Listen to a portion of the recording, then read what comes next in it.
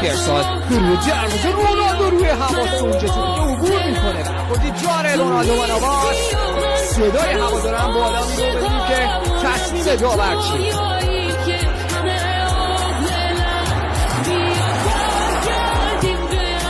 هر دو بازیکن نقشه بر زمین شد.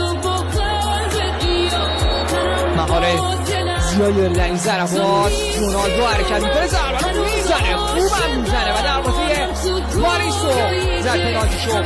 رونالدو درست رفت نواس اما سعود عبدالحمید در سمت چپ توپو در اختیار داره ارسال رونالدو این ضربه سال و تیرک دروازه به لرزه در میاد و اشتباه راموس و گلزنی دوباره رونالدو. دبل رونالدو توی مسابقه به ثبت میرسه 2-2 مساوی برای تماشایی رونالدو و اینجا اشتباه راموس و با پای چپ محکم و زیبا دروازه پاریس سن ژرمن رو باز میکنه